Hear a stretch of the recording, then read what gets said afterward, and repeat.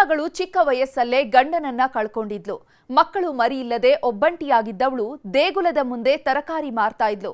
ಜೀವನದುದ್ದಕ್ಕೂ ಕೂಡಿಟ್ಟ ಹಣದಲ್ಲಿ ದೇವರಿಗೆ ಬೆಳ್ಳಿ ಬಾಗಿಲು ಮಾಡಿಸಿದ್ಲು. ಇಂಥ ಪ್ರಭುಲಿಂಗೇಶ್ವರನ ಪರಮ ಭಕ್ತಿಯನ್ನ ಆಸ್ತಿಗಾಗಿ ಕೊಂದು ಹಾಕಿದ್ದಾರೆ.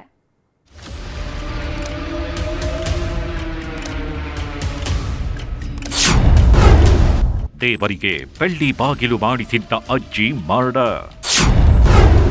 11 ಎಕರೆ ಆಸ್ತಿಗಾಗಿ ಅಣ್ಣನ ಮಕ್ಕಳೇ ಮಾಡಿದ್ರು ಕಗ್ಗೊಲೆ. ಇದು ಹೇಳಿ ಕೇಳಿ ಕಲಿಯುಗ. ಇಲ್ಲಿ ನಾನು ನನ್ನದು ಅನ್ನೋರೇ ಜಾಸ್ತಿ. ಇನ್ನೊಬ್ಬರಿಗೆ ಉಪಕಾರ ಮಾಡೋದಕ್ಕಿಂತ ಅಪಕಾರ ಮಾಡೋರೇ ಜಾಸ್ತಿ. ಅಂಥವರ ಮಧ್ಯೆ ಈ ಹಿರಿಯ ಜೀವ ಮಾದರಿಯಾಗಿ ನಿಂತಿತ್ತು. ಕೋಟಿ ಕೋಟಿ ಇದ್ದವರು ಕೂಡ ಮಾಡದ ಕೆಲಸವನ್ನ ಈ ಗಿಳಿ ವಯಸ್ಸಿನ ಜೀವ ಮಾಡಿತ್ತು. ದೇವಸ್ಥಾನದ ಮುಂದೆ ತರಕಾರಿ ಮಾರಿ ಕೂಡಿಟ್ಟಿದ್ದ 16 ಲಕ್ಷ ಹಣದಲ್ಲಿ ದೇವರಿಗೆ ಬೆಳ್ಳಿ ಬಾಗಿಲು ಮಾಡಿಸಿದ್ರು. ಭಗವಂತ ಕೊಟ್ಟ ಕಾಸನ್ನ ಭಗವಂತನಿಗೆ ಅರ್ಪಿಸಿದ್ರು. ಆದ್ರೀಗ ಇದೇ ಹಿರಿಯ ಜೀವ ದುರಂತ ಅಂತ್ಯ ಕಂಡಿದೆ. ಅಣ್ಣನ ಮಕ್ಕಳ ಆಸ್ತಿ ವ್ಯಾಮೋಹಕ್ಕೆ ನರಳಿ ನರಳಿ ಪ್ರಾಣ ಬಿಟ್ಟಿದೆ.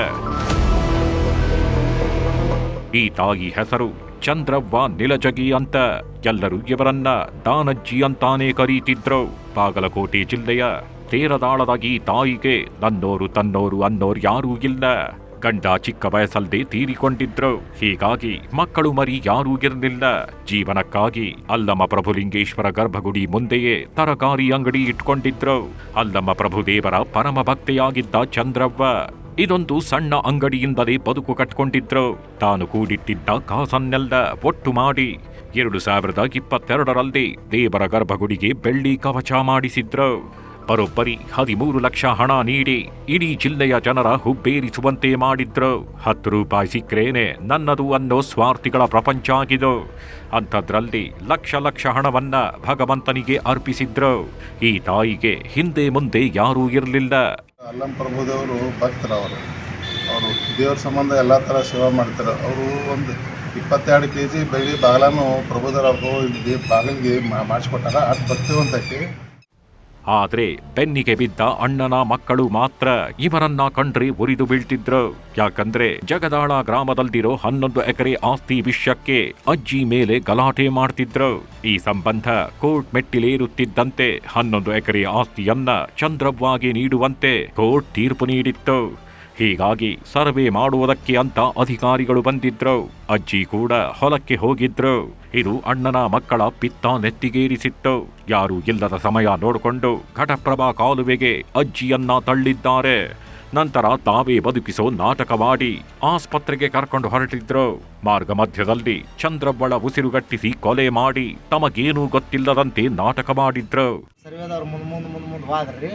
ನಾವು ಹಿಂದಿನ ಕಾರ್ ಗಾಡಿ ಚಾಲೂ ಮಾಡಿ ಹಿಂದಿನ ವಾದಿವ್ರಿ. ಒಂದು ಸ್ವಲ್ಪ ಹೋಗಿ ಬಿಡ್ದ ಒಂದು ಕರುವಿಂಗಿತ್ತು. ಅಲ್ಲಿ ಎಲಿಬಳ್ಳಿದ ನೆರಳು ಇತ್ತು. ನೆರಳಿಗೆ ತಂದು ಗಾಡಿ ತರಿಬಿದ್ವಿ. ಅಂತ್ಯಕ್ರಿಯೆ ವೇಳೆ ಕಳ್ಳಾಟ ಬಯಲಾಯ್ತು ರಹಸ್ಯ. ಯಾವಾಗ ಚಂದ್ರವ್ವ ಸಾವನ್ನಪ್ಪಿದ್ಲು ಅಣ್ಣನ ಮಕ್ಕಳ ನಾಟಕ ಶುರುವಾಗಿದೆ.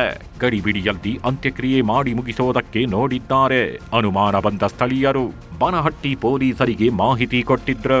ಖಾಕಿ ಪಡೆ ಎಂಟ್ರಿ ಕೊಡ್ತಾಗಿದ್ದಂತೆ ಹಂತಕರ ಪುಡ ಅಲುಗಾಡತೊಡಗಿತ್ತು. ತಮ್ಮ ಸ್ಟೈಲ್ನಲ್ಲಿ ಎನ್ಕ್ವೈರಿ ಮಾಡ್ತಿದ್ದಂತೆ ಅಸಲಿ ಸತ್ಯ ಬಾಯ್ಬಿಟ್ಟಿದ್ದಾರೆ. ಆಸ್ತಿ ವಿಷಯಕ್ಕೆ ತಾವೇ ಕೊಲೆ ಮಾಡಿದ್ದಾಗಿ ಸತ್ಯ ಒಪ್ಪಿಕೊಂಡಿದ್ದಾರೆ. ಇವರು ಕೆನಾಲಲ್ಲಿ 3 ಜನ ಅವರಿಗೆ ಇನಿಷಿಯಲಿ ಪುಷ್ ಮಾಡಿದ್ದಾರೆ. ಬೇರೆ ಪಬ್ಲಿಕ್ ಗೊತ್ತಾದ ನಂತರ ಅವರೇ ಇವರಿಗೆ ಸೇವ್ ಮಾಡಿದ್ದಾರೆ. ಆದರೆ ಇಲ್ಲಿ ಬನಹಟ್ಟಿಯಿಂದ ಗೋಕಾಕ್ ಕಡೆ ಹಾಸ್ಪಿಟಲಲ್ಲಿ ಹೋಗುವಾಗ ನಮಗೆ ಅನುಮಾನ ಇದೆ ಅವರು ಇವ್ರದ್ದು ಮರ್ಡರ್ ಮಾಡಿದ್ದಾರೆ. ಒಟ್ನಲ್ಲಿ ದಾನಕ್ಕೆ ಹೆಸರಾಗಿದ್ದ ದಾನಜ್ಜಿಗೆ ರಕ್ತ ಸಂಬಂಧಿಗಳೇ ಕಂಟಕವಾಗಿದ್ದಾರೆ. ಆಸ್ತಿ ಆಸೆಗೆ ಬಿದ್ದವರು ದೇವರಂತ ಜೀವವನ್ನೇ ಕೊಂದು ಕಂಬಿ ಹಿಂದೆ ಸೇರಿದ್ದಾರೆ.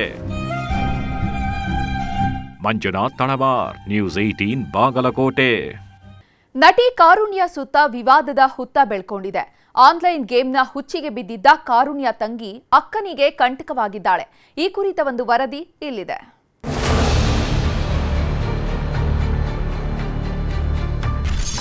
ತಂಗಿಯ ಆನ್ಲೈನ್ ಆಟ, ಅಕ್ಕನಿಗೆ ಪ್ರಾಣ ಸಂಕಟ. ಕೊಟ್ಟ ಕಾಸಿಗೆ ನಾಮ, ಠಾಣೆ ಮೆಟ್ಟಿಲೇರಿದ ಕಾರುಣ್ಯ ರಾಮ್. ಕನ್ನಡ ಸಿನಿಮಾ ರಂಗದ ಮೋಹಕ ಚೆಲುವೆ. ಮಾಡಿದ್ದು ಕೆಲವೇ ಸಿನಿಮಾಗಳಾದ್ರೂ ಪಡ್ಡೆಗಳ ಹೃದಯ ಕದ್ದ ಚಂದ್ರುಳಿ ಚೆಲುವೆ. ಸಿನಿಮಾದಲ್ಲಿ ಸದ್ದು ಮಾಡಿದ್ದಕ್ಕಿಂತ ಇನ್ಸ್ಟಾದಲ್ಲಿ ಚಿಟ್ಟೆ ಹಾರಿಸಿದ್ದೇ ಜಾಸ್ತಿ. ಇವರ ತುಂಡುಡುಗೆ ರೀಲ್ಸ್ಗೆ ಅದೆಷ್ಟು ಹುಡುಗರು ಫಿದಾ ಆಗಿದ್ದಾರೆ ಬಿಡಿ. ಇದೇ ಕೋಲ್ಮಿಂಚಿನ ಕಾರುಣ್ಯಗೆ ಈಗ ಕಮೆಂಟ್ ಕಾಟ ಶುರುವಾಗಿದೆಯಂತೆ. ತಂಗಿ ಮಾಡಿದ ಎಡವಟ್ಟಿಗೆ ಅಕ್ಕ ಪರಿತಪಿಸುವುದಕ್ಕೆ ಶುರು ಮಾಡಿದ್ದಾರೆ. ಕಾರುಣ್ಯ ರಾಮ್ ತಂಗಿ ಮಾಡಿದ ಮೋಸಕ್ಕೆ ಕಾರುಣ್ಯ ರಾಮ್ಗೆ ಕಾಟ ಕೊಡ್ತಿದ್ದಾರಂತೆ.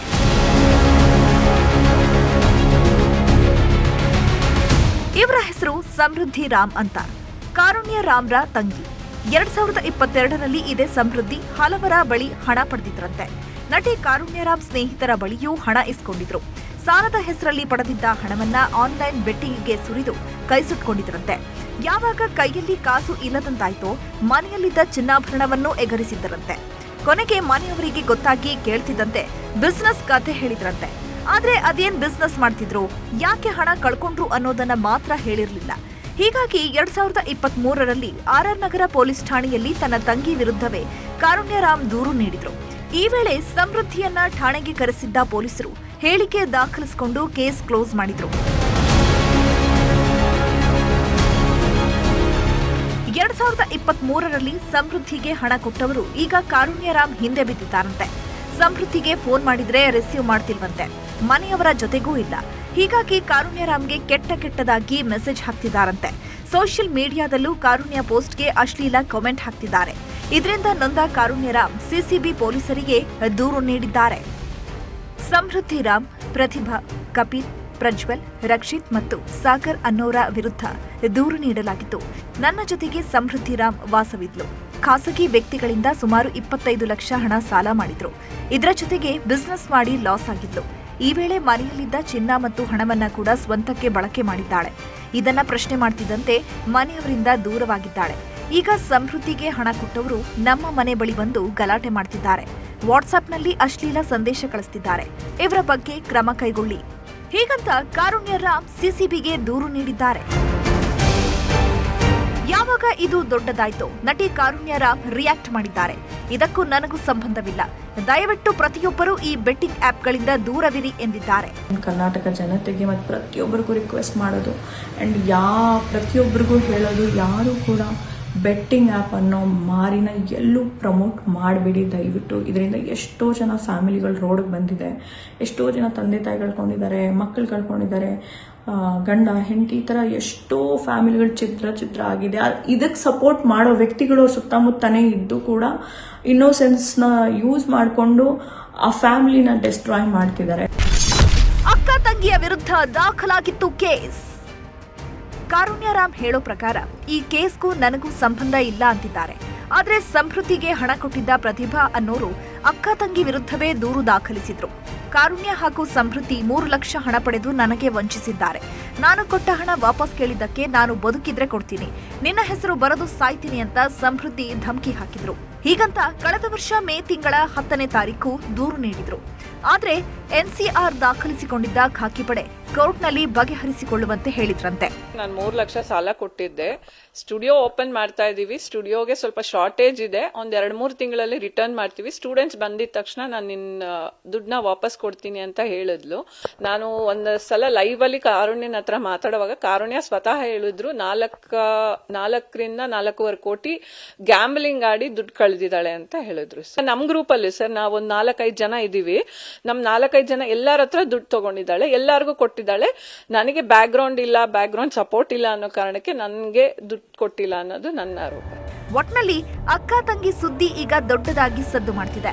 ಇದರಲ್ಲಿ ತಪ್ಪು ಯಾರದ್ದು ಸರಿ ಯಾರದ್ದು ಅನ್ನೋದು ಪೊಲೀಸರ ತನಿಖೆ ನಂತರವೇ ಗೊತ್ತಾಗಬೇಕಿದೆ. Manjunath N, crime bureau, news 18 Bengaluru. ಗಂಡನಿಂದ ದೂರವಾಗಿದ್ದ ಆಕೆ ಮಗನ ಜೊತೆ ನೆಮ್ಮದಿಯ ಜೀವನ ನಡೆಸ್ತಾ ಇದ್ಲು. ಆದ್ರೆ ಸಾಲ ಕೊಡೋ ನೆಪದಲ್ಲಿ ಸ್ನೇಹ ಬೆಳೆಸಿಕೊಂಡವ ಅಮಾಯಕಿಯನ್ನ ಕೊಂದು ಹಾಕಿದ್ದಾನೆ.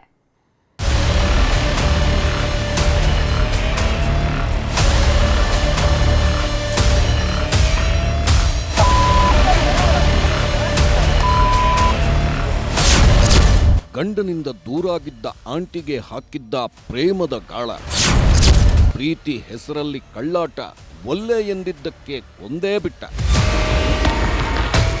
ಈಗೀಗೆಲ್ಲ ಮದುವೆ ಅನ್ನೋದು ಜಸ್ಟ್ ಫಾರ್ ಟೈಮ್ ಪಾಸ್ ಎನ್ನುವಂತಾಗಿದೆ.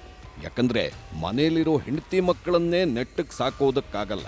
ಅಂಥದ್ರಲ್ಲಿ ಕಂಡವರಿಗೆಲ್ಲ ಬಾಳು ಕೊಡುವುದಕ್ಕೆ ಹೋಗ್ತಿದ್ದಾರೆ. ಇವನು ಕೂಡ ಇದೇ ಕೆಟಗರಿಗೆ ಸೇರಿದವ. ಹೆಂಡತಿ ಮಕ್ಕಳು ಇರೋ ವಿಷಯವನ್ನೇ ಮುಚ್ಚಿಟ್ಟು ಆಂಟಿ ಹಿಂದೆ ಬಿದ್ದಿದ್ದಾನೆ. ನೀನಂದ್ರೆ ಜೀವ, ನೀನೇ ನನ್ನ ಸರ್ವಸ್ವ ಅಂತ ಬಣ್ಣ ಬಣ್ಣದ ಕಥೆ ಹೇಳಿ ಪ್ರೀತಿ ಪ್ರೇಮದ ಕಳ್ಳಾಟ ಆಡ್ತಿದ್ದ. ಯಾವಾಗ ಇವನ ಅಸಲಿ ಮುಖವಾಡ ಗೊತ್ತಾಯ್ತೋ ಆಂಟಿ ದೂರವಾಗಿದ್ದಾಳೆ. ಇಷ್ಟಕ್ಕೆ ಸಿಟ್ಟಿಗೆದ್ದವ ನಡುಬೀದಿಯಲ್ಲಿ ಹೆಣ ಉರುಳಿಸಿದ್ದಾನೆ.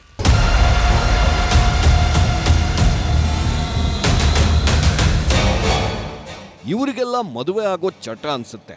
ಜೇಬಲ್ 4 ರೂಪಾಯಿ ಇರಲ್ಲ, ಆದರೂ ಕಂಡ ಹೆಣ್ಣು ಮಕ್ಕಳ ಆಸೆ. ಈತನ ಹೆಸರು ಚಿರಂಜೀವಿ ಅಂತ. ಕೋಲಾರ ಜಿಲ್ಲೆಯ ಬಂಗಾರಪೇಟೆಯ ಯಳಬುರ್ಗಿ ನಿವಾಸಿ. ಈಕೆ ಸುಜಾತ ಅಂತ. 11 ವರ್ಷದ ಹಿಂದೆ ಮದುವೆಯಾಗಿದ್ದವಳು ಗಂಡನಿಂದ ದೂರವಾಗಿದ್ಲು. ಹೀಗಾಗಿ ಇದ್ದೊಬ್ಬ ಮಗನ ಜೊತೆ ನೆಮ್ಮದಿಯ ಜೀವನ ನಡೆಸ್ತಿದ್ದಳು. ಈ ವೇಳೆ ಪರಿಚಯವಾದವನೇ ಈ ಚಿರಂಜೀವಿ. ಫೈನಾನ್ಸ್ ಕಂಪನಿಯಲ್ಲಿ ಕೆಲಸ ಮಾಡುತ್ತಿದ್ದರಿಂದ ಈತನ ಬಳಿ ಸುಜಾತ ಸಾಲ ತಗೊಂಡಿದ್ಲು. ಇದೇ ಕಾರಣ ಇಟ್ಕೊಂಡು ಆಗಾಗ ಮನೆಗೆ ಬಂದು ಹೋಗ್ತಿದ್ದ. ಇದೇ ಸಲುಗೆ ಬರ್ತಾ ಪ್ರೀತಿಗೆ ತಿರುಗಿದೆ. ತನಗೆ ಮದುವೆಯಾಗಿ 2 ಮಕ್ಕಳಿವೆ ಅನ್ನೋ ವಿಷಯವನ್ನ ಮುಚ್ಚಿಟ್ಟವ ನಿನ್ನನ್ನೇ ಮದುವೆ ಆಗ್ತೀನಿ ಅಂತ ನಂಬಿಸಿದ್ದ. ಈ ಹೆಣ್ಣುಮಗಳು ಕೂಡ ಇವನ ನವರಂಗಿ ಆಟಕ್ಕೆ ಮರುಳಾಗಿ ಹೋಗಿದ್ಲು. ಆ ಹುಡುಗಿನ ಅವನ ಬೋಮನಿ ವ್ಯಾನ್ನಲ್ಲಿ ಕರ್ಕೊಂಡೋಗಿ ಎತ್ತಾಕೊಂಡೋಗಿ ಇದೇ ಕೋಲಾರಿಂದ ಎಲ್ಲೇ ತೋಪ್ನಲ್ಲಿ ತಗೊಂಡೋಗಿ ಹೊಡೆದು ಚಾಕುನಲ್ಲಿ ಕೈನಲ್ಲಿ ಎಲ್ಲ ಹಾಕಿ ಎದೆ ಮೇಲೆಲ್ಲ ಒದ್ದಿದ್ದು ಕಾಲಿನಲ್ಲಿ ಎಲ್ಲ ಮಾಡಿ ಕಂಪ್ಲೇಂಟ್ ಕೊಟ್ಟೆ. ಅವ್ನ ಸರ್ಕಲ್ ಇನ್ಸ್ಪೆಕ್ಟ್ರು ಕಂಪ್ಲೇಂಟ್ನ ಸರಿಯಾಗಿ ಕೇರ್ ತಗೊಂಡಿಲ್ಲ. ಅವನು ಇವಾಗ ಆಗಿರೋ ಒಳಗೆ ಅವಾಗ ಆಗಿದ್ರೆ ನನ್ನ ಮಗಳು ಈ ಥರ ನನ್ನ ಬಿಟ್ಟು ಹೋಗೋವಳೆಲ್ಲ. ಅವನು ಸರ್ಕಲ್ ಇನ್ಸ್ಪೆಕ್ಟ್ರ್ ಲಂಚ ತಗೊಂಡು ನನ್ನ ಮಗಳನ್ನ ಹಾಳು ಮಾಡಿಬಿಟ್ಟ. ಈಗ ಕಳೆದ ನವೆಂಬರ್ ತಿಂಗಳಲ್ಲಿ ಚಿರಂಜೀವಿಯ ಅಸಲಿ ಮುಖ ಗೊತ್ತಾಗ್ತಿದ್ದಂತೆ ಸುಜಾತ ಗರಂ ಆಗಿದ್ಲು. ನಿನ್ನ ಸಹವಾಸವೇ ಬೇಡ ಅಂತ ದೂರವಾಗಿದ್ದಾಳೆ. ಇದರಿಂದ ಸಿಡಿದೆದ್ದವ ಫೈನಾನ್ಸ್ನಲ್ಲಿ ತಗೊಂಡ ಸಾಲದ ಕಂತು ಕಟ್ಟಿಲ್ಲ ಅಂತ ಕಾಟ ಕೊಡೋದಕ್ಕೆ ಶುರು ಮಾಡಿದ್ದಾನೆ. ಸಾಲ ತೀರಿಸಿದ್ದೀನಿ ಅಂದ್ರೂ ಕೇಳದೆ ಕಿರುಕುಳ ಕೊಡ್ತಿದ್ದ. ಕೊನೆಗೆ ಡಿಸೆಂಬರ್ 18ನೇ ತಾರೀಕು ತನ್ನ ಸ್ನೇಹಿತನ ಕಾರಲ್ಲಿ ಸುಜಾತಾಳನ್ನ ಬಲವಂತವಾಗಿ ಕರ್ಕೊಂಡು ಹೋಗಿ ಮನಸ್ಸೋ ಇಚ್ಛೆ ಹಲ್ಲೆ ಮಾಡಿದ್ದ. ಈ ಸಂಬಂಧ ಬಂಗಾರಪೇಟೆ ಪೊಲೀಸ್ ಠಾಣೆಯಲ್ಲಿ ಪ್ರಕರಣ ಕೂಡ ದಾಖಲಾಗಿತ್ತು. ಆದರೂ ಸುಮ್ಮನಾಗದವ ಸಿಕ್ಕಲ್ಲೆಲ್ಲ ನನ್ನ ಮದುವೆ ಆಗುವಂತ ಕಾಟ ಕೊಡ್ತಿದ್ದ. ಇವತ್ತು ಸುಜಾತ ಕೆಲಸಕ್ಕೆ ಹೋಗ್ತಿದ್ದ ವೇಳೆ ಏಕಾಏಕಿ ಅಡ್ಡ ಹಾಕಿದವ ಜಗಳ ಶುರು ಮಾಡಿದ್ದಾನೆ. ಮಾತಿಗೆ ಮಾತು ಬೆಳೆಯುತ್ತಿದ್ದಂತೆ ಚಾಕು ಚುಚ್ಚಿ ಕೊಲೆ ಮಾಡಿದ್ದಾನೆ. ಆರೋಪಿ ಹೆಸರು ಚಿರಂಜೀವಿ, 27 ಇಯರ್ಸ್. ಇಬ್ಬರಿಗೆ ಮೊದಲಿಂದ ಪರಿಚಯ ಇದೆ. ಈ ಸುಜಾತ ಒಂದು ಖಾಸಗಿ ಕಂಪನಿಯಲ್ಲಿ ನರ್ಸ್ ಆಗಿ ಕೆಲಸ ಮಾಡ್ತಾಯಿದ್ರು. ಕೋಲಾರ ಬಸ್ ಡಿಪೋಗೆ ಬಂದಿದ್ರು. ಅಲ್ಲೇನಾದರೂ ಮಾತುಕತೆ ಆಗಿ ಗಲಾಟೆ ಆಗಿತ್ತು. ಅದೇ ಸಂದರ್ಭದಲ್ಲಿ ಇವರು ಚಿರಂಜೀವಿ ಇವರಿಗೆ ಸ್ಟ್ಯಾಬ್ ಮಾಡಿದರು. ಮತ್ತು ಅಲ್ಲಿ ಯಾರು ಜನ ಇದ್ದರು ಅವರಿಗೆ ಹಿಡಿದಿದ್ರು. ಇದ್ರ ಬಗ್ಗೆ ಆಲ್ರೆಡಿ FIR ರಿಜಿಸ್ಟರ್ ಆಗ್ತಾ ಇದೆ. ನಾವು ಆರೋಪಿ ನಮ್ಮ ಪೊಲೀಸ್ ಕಸ್ಟಡಿಯಲ್ಲಿದ್ದಾರೆ. ಪರ್ಸ್ನಲ್ ಅಫೇರ್, ವ್ಯಕ್ತಿಗತ ಇಶ್ಯೂಗೆ ಇದು ಆಗಿದೆ ಅಲ್ಲ. ಸುಜಾತ ಹೆಣ ಬೀಳುತ್ತಿದ್ದಂತೆ ಅಲ್ಲಿಂದ ಕಾಲ್ ಕೀಳುವುದಕ್ಕೆ ನೋಡಿದ್ದಾನೆ. ಆದ್ರೆ ಸ್ಥಳೀಯರು ಲಾಕ್ ಮಾಡಿಕೊಂಡು ಧರ್ಮದೇಟು ಕೊಟ್ಟಿದ್ದಾರೆ. ಒಟ್ನಲ್ಲಿ ಆಂಟಿ ಹಿಂದೆ ಬಿದ್ದವ ಆಂಟಿಯ ಜೀವವನ್ನೇ ತೆಗೆದಿದ್ದಾನೆ. ಮದುವೆಯಾಗಿ ಮಕ್ಕಳಿದ್ರೂ ಇನ್ನೊಬ್ಬಳ ಆಸೆಗೆ ಬಿದ್ದು ಕಂಬಿ ಹಿಂದೆ ಸೇರುವಂತಾಗಿದ್ದಾನೆ. ರಘುರಾಜ್, ನ್ಯೂಸ್ 18, ಕೋಲಾರ. ಲಕ್ಕುಂಡಿಯಲ್ಲಿ ಬಗೆದಷ್ಟು ನಿಧಿಯ ರಹಸ್ಯ ಬಯಲಾಗ್ತಾ ಇದೆ. 1001 ಬಾವಿ ಹಾಗೂ 101 ದೇವಸ್ಥಾನದ ಸುತ್ತ 10 ಕತೆಗಳು ಹುಟ್ಕೊಂಡಿದ್ದು, ನಾಳೆಯಿಂದ ಉತ್ಖನನ ಕಾರ್ಯ ನಡೆಯಲಿದೆ.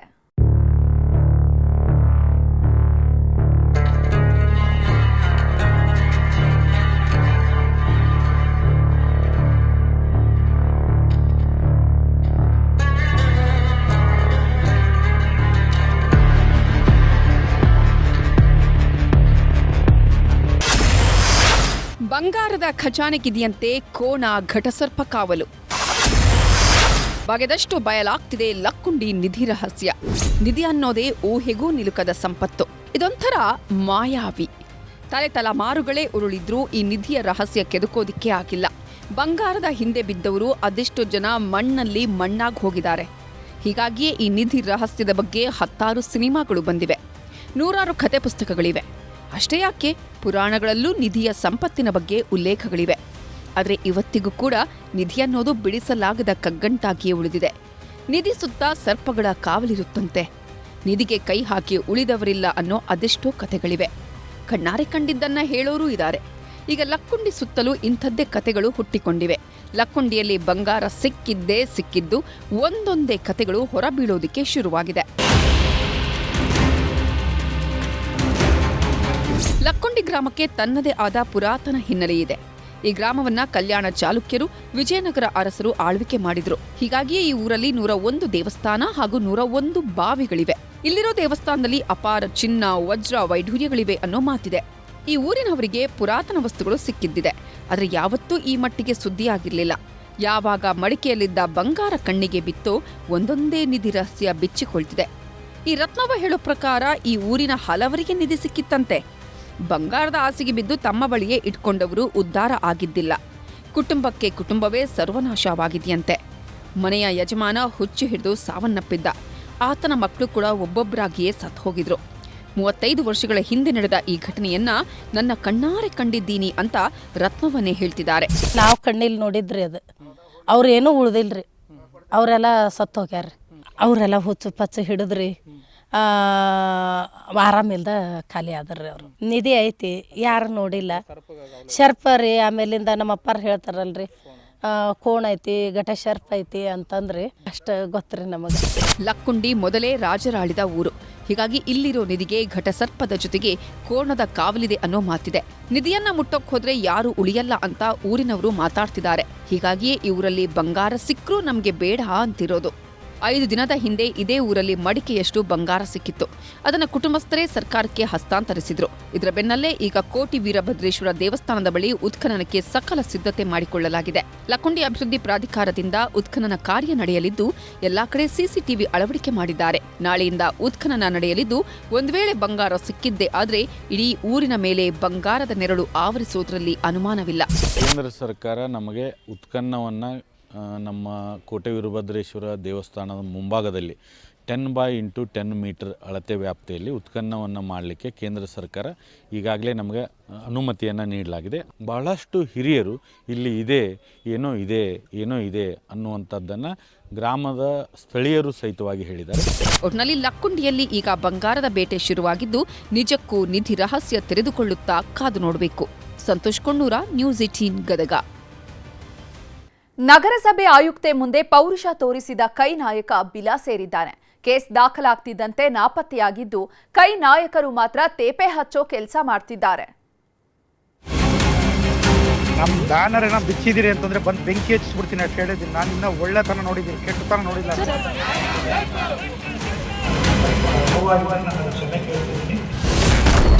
ನಾಲಗೆ ಹರಿಬಿಟ್ಟ ರಾಜೀವ್ ಗೌಡ ವಿರುದ್ಧ ಎಫ್ಐಆರ್. ಬಂಧನ ಭೀತಿಯಿಂದ ಎಸ್ಕೇಪ್, ಶೋಧಕ್ಕಿಳಿದ ಖಾಕಿ. ಬ್ಯಾನರ್ ವಿಚಾರಕ್ಕೆ ಅವಾಚ್ಯವಾಗಿ ನಿಂದಿಸಿ ಬೆಂಕಿ ಹಚ್ಚೋ ಜೀವ ಬೆದರಿಕೆ ಮಾತಾಡಿದ್ದ ರಾಜೀವ್ ಗೌಡ, ಪೌರಾಯುಕ್ತೆ ಅಮೃತಾ ಗೌಡ ಕಣ್ಣೀರಿಟ್ಟು ಮಾಧ್ಯಮಗಳಲ್ಲಿ ರಾಜ್ಯ ಕಾಂಗ್ರೆಸ್ ಮಾನ ಹರಾಜಾಗಿದೆ. ರಾಜೀವ್ ಗೌಡನ ವಿರುದ್ಧ ವಿಪರೀತ ಆಕ್ರೋಶ ಎದ್ದ ಕಾರಣ ಕೊನೆಗೂ ಶಿಡ್ಲಘಟ್ಟ ನಗರ ಠಾಣೆಯಲ್ಲಿ ಎಫ್ಐಆರ್ ಅಂತೂ ದಾಖಲಾಗಿದೆ. ಆದರೆ ಬಂಧನ ಯಾಕಿಲ್ಲ ಅನ್ನೋದೇ ಈಗಲೂ ಕಾಡ್ತಿರೋ ಅತಿ ದೊಡ್ಡ ಪ್ರಶ್ನೆ. ಖಾಕಿ ಕಣ್ಣಿಗೆ ಕಾಣದಂತೆ ರಾಜೀವ್ ಗೌಡ ಎಸ್ಕೇಪ್ ಆಗಿದ್ದೆಲ್ಲಿಗೆ? ಯಾರಿಗೂ ಕಾಣದಂತೆ ಕಣ್ಮರೆಯಾಗಿರೋದು ನಿಜವೇ ಆಗಿದ್ರೆ ಈ ಅನುಕೂಲ ವ್ಯವಸ್ಥೆಗೆ ಅವಕಾಶ ಮಾಡಿಕೊಟ್ಟಿದ್ಯಾರು? ಈ ಪ್ರಶ್ನೆಗೂ ಉತ್ತರ ಸಿಕ್ತಿಲ್ಲ. ಪೌರಾಯುಕ್ತೆ ಮೇಲೆ ರಾಜೀವ್ ಗೌಡ ದರ್ಪ ತೋರಿರೋದು ಇದು ಮೊದಲ ಪ್ರಕರಣವೇನೂ ಅಲ್ಲ. ಈ ಹಿಂದೆಯೂ ಹಲವು ಬಾರಿ ತಮ್ಮ ದೌರ್ಜನ್ಯ ಮತ್ತು ದುಷ್ಟತನ ತೋರಿಸಿರೋದು ಬೆಳಕಿಗೆ ಬಂದಿದೆ. ಶಿಡ್ಲಘಟ್ಟ ತಹಶೀಲ್ದಾರ್ ಗಗನ ಸಿಂಧು ಅವರಿಗೂ ಕಡತವೊಂದರ ವಿಲೇವಾರಿ ವಿಚಾರದಲ್ಲಿ ರಾಜೀವ್ ಗೌಡ ಕರೆ ಮಾಡಿ ಬೆದರಿಕೆ ಹಾಕಿದ್ನಂತೆ. ಈ ಬಗ್ಗೆ ದೂರು ನೀಡೋ ಕುರಿತು ಜಿಲ್ಲಾಧಿಕಾರಿಗಳ ಜೊತೆ ಚರ್ಚಿಸಿ ಮುಂದಿನ ಕ್ರಮ ಕೈಗೊಳ್ಳುತ್ತೀವಿ ಅಂತಿದ್ದಾರೆ ತಹಶೀಲ್ದಾರ್ ಗಗನ ಸಿಂಧು. ಇನ್ನು ಕಳೆದ ಭಾನುವಾರ ಜಿಲ್ಲಾ ಕಾಂಗ್ರೆಸ್ ಕಚೇರಿಯಲ್ಲಿ ಚಿಮುಲ್ ಚುನಾವಣೆ ವಿಚಾರಕ್ಕೆ ಜಿಲ್ಲಾ ಉಸ್ತುವಾರಿ ಸಚಿವ ಡಾಕ್ಟರ್ ಎಂಸಿ ಸುಧಾಕರ್ಗೂ ವಾರ್ನಿಂಗ್ ಕೊಟ್ಟಿದ್ದನಂತೆ. ಸದ್ಯ ಈ ವಿಡಿಯೋ ವೈರಲ್ ಆಗಿದೆ.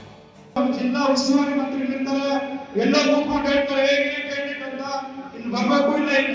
ಮೀಟಿಂಗ್ ಮಾಡಬೇಕು. ಪ್ರಕರಣ ದಾಖಲಾಗಿ 24 ಗಂಟೆಗಳು ಕಳೆಯುತ್ತಿದ್ರು ಪೊಲೀಸ್ ಇಲಾಖೆ ಮಾತ್ರ ರಾಜೀವ್ ಬಂಧನಕ್ಕೆ ಮುಂದಾಗದೇ ಇರುವುದು ಈಗ ರಾಜಕೀಯದಲ್ಲಿ ದೊಡ್ಡ ಚರ್ಚೆ ಶುರುವಾಗಿದೆ. ಮತ್ತೊಂದೆಡೆ ತನ್ನ ಶಿಷ್ಯನನ್ನ ಉಳಿಸಿಕೊಳ್ಳಲು ಸಚಿವ KH ಮುನಿಯಪ್ಪ ಸಾಫ್ಟ್ ಕಾರ್ನರ್ ತೋರ್ತಿರೋ ರೀತಿ ಇದೆ. ಅಮೃತಾ ಗೌಡ ರೀತಿಯೇ ತಮಗೂ ಒಬ್ಬ ಹೆಣ್ಣು ಮಗಳಿದ್ದಾಳೆ, ಅವರೂ ಕೂಡ ಸಾರ್ವಜನಿಕ ಜೀವನದಲ್ಲಿದ್ದಾರೆ ಅನ್ನೋದನ್ನೇ ಮರೆತಂತೆ ಮಾತಾಡಿರೋ ಮಿನಿಸ್ಟರ್ ಮುನಿಯಪ್ಪ ರಾಜೀವ್ ಗೌಡ ಪ್ರಭೂತಿ ಅನ್ನೋ ರೀತಿ ತಿಪ್ಪೆ ಸಾರಿಸಿದ್ದಾರೆ. ರಾಜೀವ್ ಗೌಡರು ಸೌಮ್ಯ ಸ್ವಭಾವದವರು ನನ್ನ ಜೊತೆಯಲ್ಲಿ ಸುಮಾರು 10 ವರ್ಷ ಹತ್ತತ್ರ ಇದ್ದಾರೆ. ಎಮೋಷನ್ ಆಗಬಾರ್ದು ಮತ್ತು ಅಧಿಕಾರಿಗಳನ್ನ ಆ ರೀತಿ ಮಾತಾಡಿದ್ದು ಸರಿ ಇಲ್ಲ ಅಂತ. ಉಚ್ಚಾಟನೆಗೆ ಒತ್ತಾಯ, ಕೆಪಿಸಿಸಿಯಿಂದ ನೋಟಿಸ್. ರಾಜೀವ್ ಗೌಡ ದುರ್ವರ್ತನೆ ಖುದ್ದು ಕಾಂಗ್ರೆಸ್ ನಾಯಕರಿಗೆ ಮುಜುಗರ ತಂದಿಟ್ಟಿದೆ.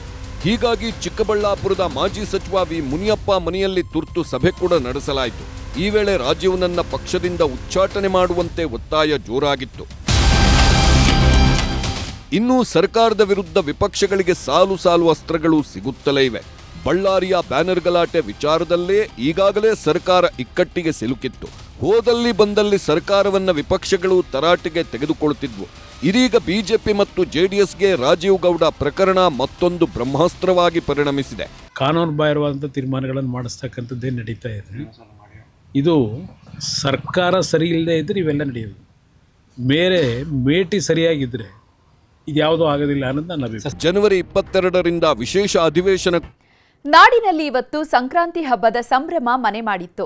ಸುಗ್ಗಿ ಹಬ್ಬದ ಖುಷಿಯಲ್ಲಿದ್ದ ಜನ ಎಳ್ಳು ಬೆಲ್ಲ ತಿಂದು ಅದ್ದೂರಿಯಾಗಿ ಹಬ್ಬ ಆಚರಿಸಿದ್ದಾರೆ. ಸಂಕ್ರಾಂತಿ ಅನ್ನೋದೇ ಸುಗ್ಗಿ. ರೈತರು ಬೆಳೆದ ಫಸಲೆಲ್ಲ ಮನೆಗೆ ಬರೋ ಹೊತ್ತು. ಸಿರಿಧಾನ್ಯಗಳೆಲ್ಲ ತುಂಬಿ ತುಳುಕೋ ಕಾಲ. ಸೂರ್ಯ ಪಥ ಬದಲಿಸಿದ್ರೆ ರೈತರ ಬದುಕಿನ ಪಥವೂ ಬದಲಾಗುತ್ತೆ. ಹೀಗಾಗಿಯೇ ಸಂಕ್ರಾಂತಿ ಹಬ್ಬವನ್ನ ಸುಗ್ಗಿ ಸಂಕ್ರಾಂತಿ ಅನ್ನೋದು. ಇದೇ ಕಾರಣಕ್ಕೆ ನಾಡಿನಾದ್ಯಂತ ಸುಗ್ಗಿ ಹಬ್ಬವನ್ನ ಅದ್ದೂರಿಯಾಗಿ ಆಚರಿಸಿದ್ದಾರೆ. ನಾಡಿನೆಲ್ಲೆಡೆ ಸುಗ್ಗಿ, ಮೈಸೂರಿನ ಮಕ್ಕಳ ಸಂಕ್ರಾಂತಿ. ಮೈಸೂರಲ್ಲಿ ಸಂಕ್ರಾಂತಿ ಸಂಭ್ರಮ ಜೋರಾಗಿತ್ತು. ಪ್ರತಿ ಮನೆಯಲ್ಲೂ ಹಬ್ಬದ ಸಂಭ್ರಮ ಅನುಭವಿಸಿದ್ದಾರೆ. ಹುಣಸೂರು ತಾಲೂಕಿನ ಹೊಸ ರಾಮನಹಳ್ಳಿಯಲ್ಲಿ 12 ವರ್ಷದ ನಂತರ ದಂಡಮ್ಮ ದೇವಿ ಉತ್ಸವ ನಡೀತಾ ಇದೆ. ಈ ಜಾತ್ರೆಗೆ ಇವತ್ತಿನಿಂದಲೇ ಚಾಲನೆ ಸಿಕ್ತು. ಲಕ್ಷ್ಮಣ ತೀರ್ಥ ನದಿ ತಟದಲ್ಲಿ ಉತ್ಸವ ನಡೆಯಲಿದ್ದು, ಭತ್ತದ ರಾಶಿಗೆ ಪೂಜೆ ಸಲ್ಲಿಸಿ ಸುಗ್ಗಿ ಹಬ್ಬಕ್ಕೆ ಅಧಿಕೃತ ಚಾಲನೆ ನೀಡಿದ್ರು. ಈ ಮನಮೋಹಕ ಕ್ಷಣಕ್ಕೆ 33 ಗ್ರಾಮದ ಜನ ಸಾಕ್ಷಿಯಾಗಿದ್ರು. ಇನ್ನು ನಂಜನಗೂಡು ತಾಲೂಕಿನ ಚಿನ್ನಂಬಳ್ಳಿಯ ಸರ್ಕಾರಿ ಪ್ರಾಥಮಿಕ ಶಾಲೆಯಲ್ಲಿ ಮಕ್ಕಳ ಸಂಕ್ರಾಂತಿ ಜೋರಾಗಿತ್ತು. ಮಕ್ಕಳಿಗೆ ಸುಗ್ಗಿ ಹಬ್ಬದ ಮಹತ್ವ ತಿಳಿಸಬೇಕು ಅನ್ನೋ ಕಾರಣಕ್ಕೆ ಧಾನ್ಯಗಳಿಗೆ ಪೂಜೆ ಮಾಡಿ ಕುಣಿದು ಕುಪ್ಪಳಿಸಿದ್ದಾರೆ.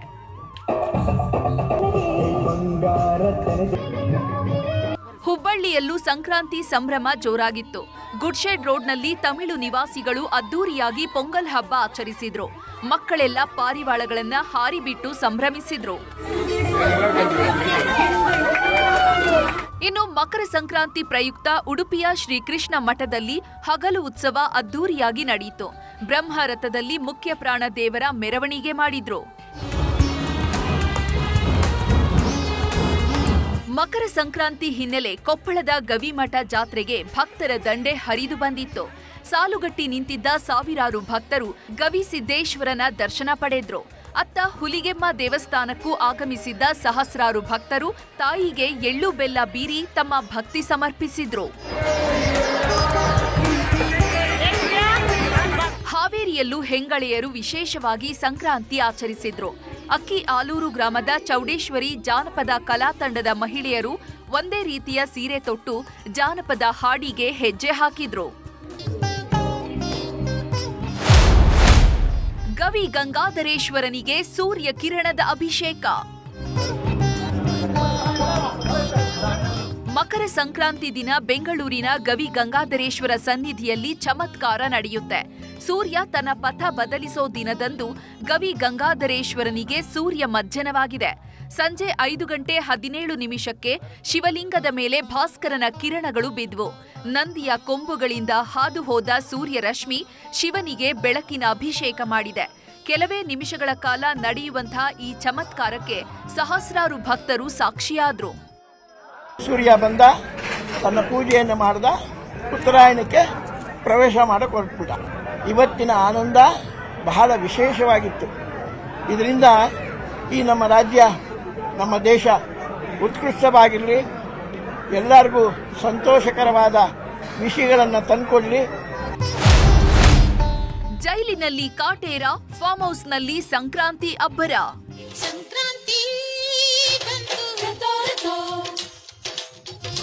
ದರ್ಶನ್ ಪಾಲಿಗೆ ಈ ಬಾರಿಯ ಸಂಕ್ರಾಂತಿ ಮರೀಚಿಕೆಯಾಗಿದೆ. ಕೊಲೆ ಕೇಸಲ್ಲಿ ಲಾಕ್ ಆಗಿರೋ ದರ್ಶನ್ ಜೈಲು ವಾಸ ಅನುಭವಿಸುತ್ತಿದ್ದಾರೆ. ಹೀಗಾಗಿ ದರ್ಶನ್ ಅನುಪಸ್ಥಿತಿಯಲ್ಲಿ ಪತ್ನಿ ವಿಜಯಲಕ್ಷ್ಮಿ, ಅಳಿಯ ಚಂದನ್, ಮಗ ವಿನೀಶ್ ಸಂಕ್ರಾಂತಿ ಹಬ್ಬ ಆಚರಿಸಿದ್ದಾರೆ.